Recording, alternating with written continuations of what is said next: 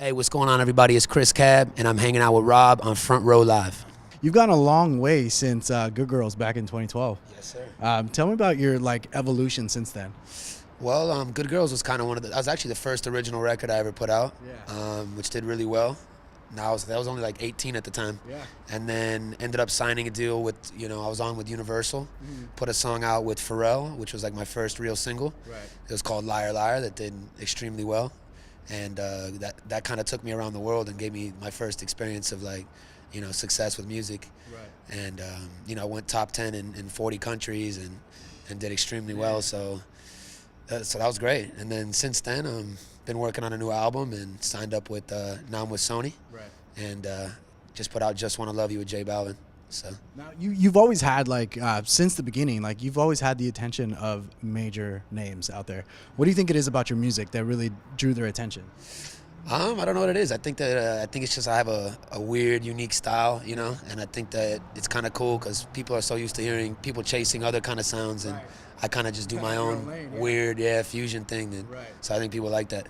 Now, listening through your music before and now, you've always had this kind of reggae type of sound, undertone in songs here and there. Is that something that you've you think about when you're creating music, or is it just a coincidence that you get those kind of vibes in a sense? Well, I spent a lot of time growing up in the Bahamas, so that's where that comes from. That was my first kind of music that I really started to listen to and dive into. Bob Marley, Buju Banton, Gregory Isaacs, and then I started listening to Sublime and The Police. So reggae has kind of always been the undertone of my music, Okay. Now, as you got together with J Balvin for this new single, what was that chemistry like between the two of you? Did you guys get to do it in the studio together? Yeah. So I was introduced to J Balvin maybe 4 years ago by Pharrell, because Pharrell's my mentor. So he was like, "Yo, come to the studio. I got somebody you should meet. The kid's name is J Balvin. I think he's gonna be massive. You guys should link up and connect."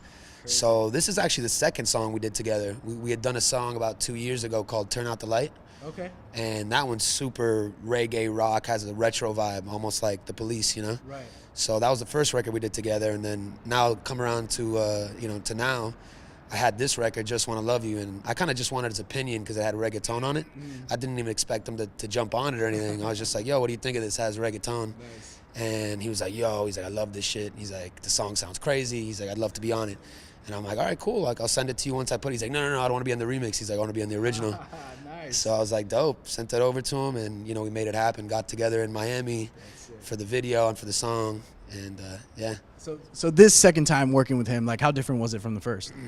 I think that I was definitely younger in my sound when we first came around, and I think now I have more of a grip on how to control what I'm doing a little more, So this one's a little more focused and precise, and we kind of made it with intention, So now, for the better part of this year, I've been saying reggaeton is going to be the music for next year, and it feels like you're kind of going to that direction as far as collaborating with these kind of artists.